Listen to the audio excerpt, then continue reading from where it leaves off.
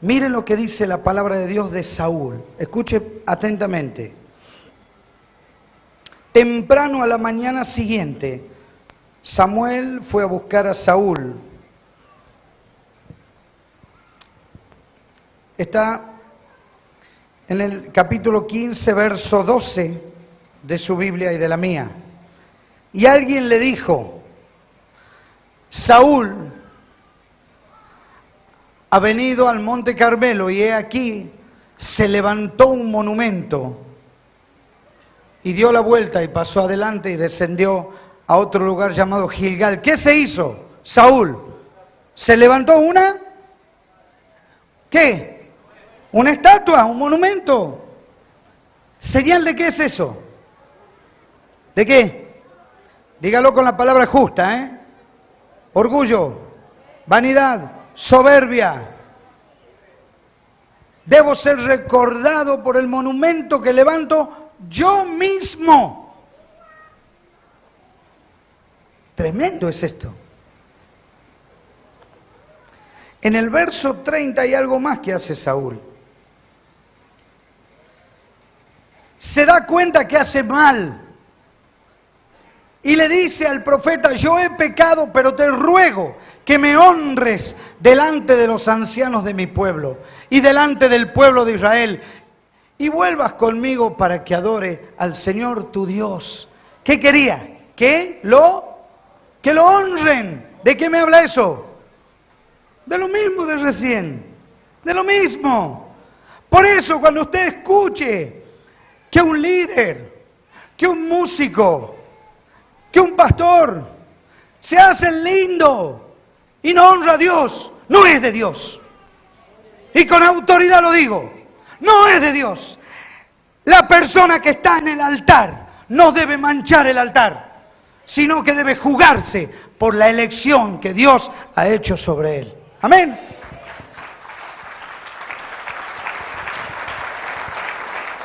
Aleluya. Y quiero decirte, voy a ir al paralelo de David.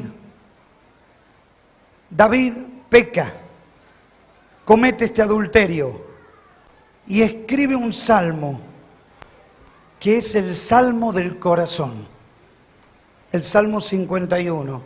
¿Quién lo leyó alguna vez? ¿Leyó el Salmo 51? Los que han leído por primera vez, si no han leído no importa, léanlo en su casa, en la versión de Biblia que tenga, en la católica, en la evangélica, como usted le llame, pero lea el Salmo 51. Ten piedad de mí, oh Dios, conforme a tu misericordia. Conforme a la multitud de tus piedades, borra mis rebeliones. Ese mismo David, ese criminal, ese malhechor, ese rey que cometió errores, se clava y se arrepiente. Y ese corazón es muy diferente al otro, porque ese es un corazón para Dios. Lee ese salmo y te vas a dar cuenta. Verso 3. Yo reconozco mis rebeliones y mi pecado está siempre delante de mí. David se sentía culpable de lo que había hecho. No podemos dejar que el diablo nos cauterice la mente. No podemos dejar que un ministerio, no podemos dejar que algo que tenemos, algo que cuidamos, los niños, los grandes, los adultos, los jóvenes, un ministerio, los matrimonios, la música, lo que sea, me interese más que mi relación con Dios. Mi relación con Dios es principal. Aleluya. ¿Me sigue? ¿Me sigue? Usted no ha perdido nada. Usted no ha perdido nada. Si algo ha quedado en el camino, usted no ha perdido nada. Pierde la relación con Dios, vuelva a la relación con Dios. Ya Dios le va a restaurar todo lo que tenía. Vuelva a la relación con Él. Buscar primeramente el reino de Dios y su justicia, y todo lo demás vendrá por añadidura. Olvídese del ministerio. Ministerio hay un montón. ¿Sabe cuántos ministerios hay en la iglesia? ¿Sabe cuántos ministerios hay en la iglesia? ¿Nunca se ha puesto a pensar? Limpiarle la cola a los ancianos es un ministerio. Limpiar el baño es otro ministerio. Ser maestro es otro ministerio. Ser músico es otro ministerio. El audio es otro ministerio. Cortar el pasto es otro ministerio. ¿Sabe todo lo que se puede hacer en una iglesia? Abrirle la puerta a un hermano, darle un vaso de agua es un ministerio. Cuando se pierde algo, no se pierde el ministerio, se pierde la relación con Dios. Contra ti solo he pecado. No contra el ministerio. Usted peca contra Dios. Sienta eso. Transpire esa camiseta. Olvídese del ministerio. Ya va a llegar lo que Dios tiene para cada uno de nosotros. Amén. Ame al hermano que está al lado, porque ahí se va a ver su corazón. Amén. Dios está restaurando las cosas, y más en Roca de Salvación. Quiero cerrar con esto. Capítulo 22 de San Lucas. Para los que han venido por primera vez. Para los que han venido por primera vez, capítulo 22 de San Lucas. Oh, gloria a tu nombre. En el verso 39.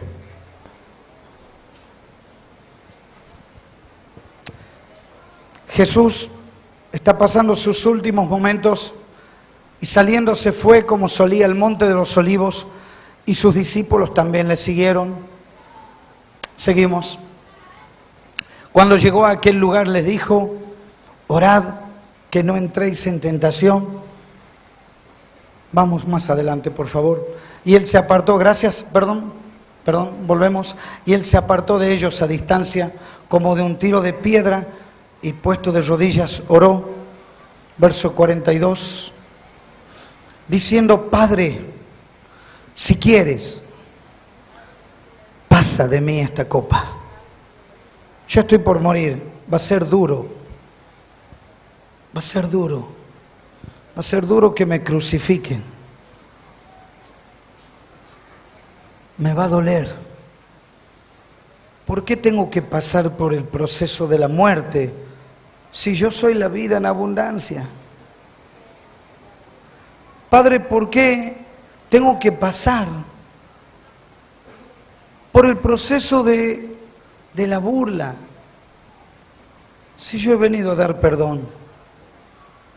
¿Por qué yo tengo que pasar por el proceso del menosprecio cuando yo he dado precio a las personas, les he puesto el precio real, les levanté la autoestima? ¿Se acuerdan la mujer que tenía 5 personas, se le habían muerto 5 maridos, y él le dice: bueno, el que está ahora con vos no es tu marido, ya has tenido 5 anteriores?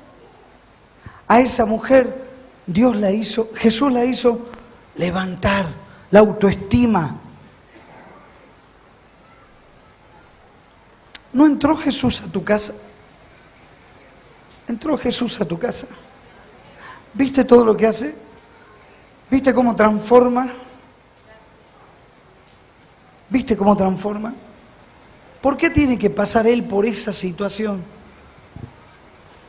Padre, si quieres, pasa de mí esta copa, pero no se haga mi voluntad, sino la tuya.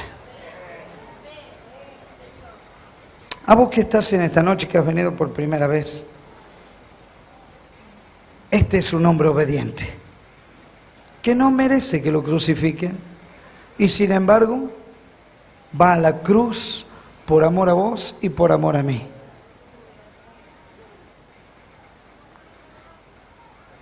Jesús no anduvo adulterando, ni anduvo perdiendo el tiempo, ni se miraba al espejo a ver si era lindo o no era lindo.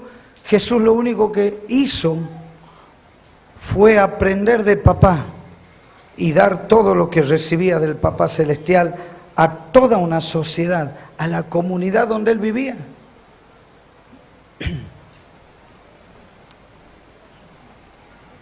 Padre, no se haga mi voluntad, sino la tuya.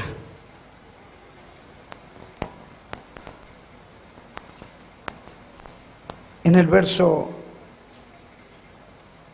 44,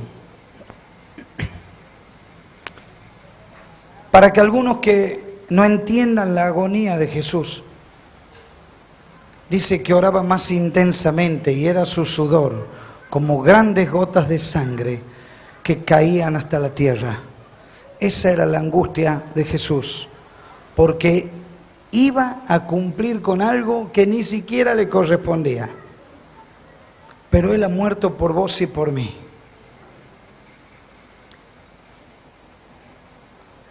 Lo que pudo ser y no fue. Saúl, un rey con todas las aptitudes, pero no con actitudes. ¿Se entiende? Desobediente, soberbio, arrogante, atrevido. David, un hombre que lo que hizo le llevó a interesarse en arrepentirse. Gracias. Necesito los músicos, la verdad que los necesito acá. David estaba interesado en algo: arrepentirse. Qué importante. Pero escuche, Jesús lo que hizo,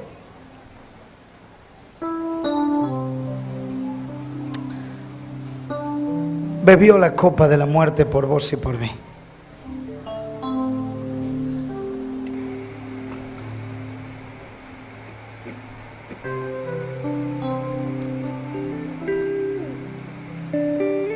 Lo que hizo fue amarnos.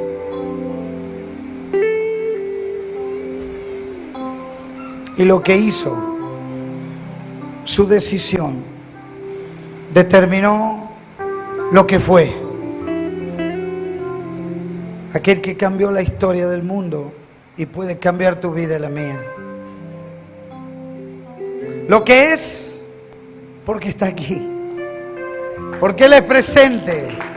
Porque Él vive. Él vive. Y Él vive para que vos puedas abrir tu corazón.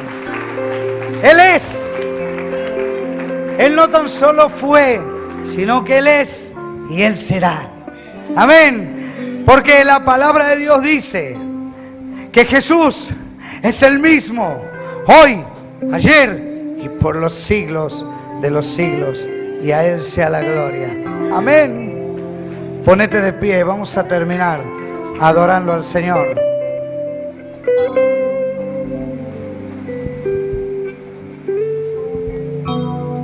Hay muchas personas que han venido en esta noche. Mire, solamente decirles que Cristo está disponible. Usted abra su corazón. Su decisión marca el hoy y determina su futuro por los siglos de los siglos. Dice la Biblia que Él ha venido a liberarte y a sacarte de las prisiones. De esas prisiones espirituales de las que solo Él te puede sacar. Mire, en esta noche no vamos a llamar o no vamos a orar acá. Nosotros, lo que sí, yo le voy a llamar a usted al altar. Si usted quiere pasar al altar, mire, derrámese en la presencia de Dios. Y deje que el Espíritu Santo ministre su vida. Usted va a sentir que Dios está pasando por aquí.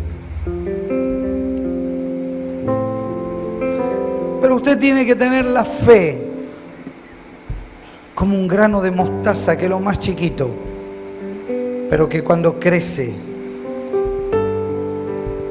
da alimento y sombra a las aves del cielo. Esa fe, chiquitita, pero en desenlace grandísima, es la que tenés que tener para encontrarte con el Rey de Reyes. Decisiones. No te olvides, si perteneces al cuerpo de Cristo, tú tú no has perdido nada. Si has perdido relación con Dios, vuelve a esa. Vuelve a la relación con Dios. Los ministerios están. Si no conoces a Cristo, hoy está Jesús acá. Derrámate en su presencia. Miren, si quieren pasar al altar, pueden pasar. Lo que vamos a hacer es adorar. Y yo le voy a pedir a los músicos que en voz suave, despacito, adoremos al Señor. En esta iglesia, si a usted le queda alguna duda, de lunes a viernes, de 21 a 30, 22 a 30, oramos en este lugar. Venga a orar, venga a orar y va a ver cómo se va a producir grandes cambios, porque la oración cambia sociedades completas. Nos cambia a nosotros y cambia a las sociedades completas.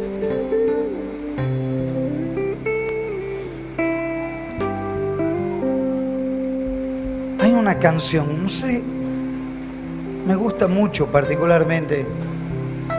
Se llama Si tan solo tocar el borde de su manto. Creo que es gráfico que yo necesito de Jesús. Deje que Él ministre su vida. Señor, en esta hora, toca la vida de las personas. Derrámate, Espíritu Santo. Mira por las lágrimas de arrepentimiento. Oh Señor, producí los milagros en esta noche. Aquí hay personas que han venido a traerte sus cargas, han venido a traerte sus problemas.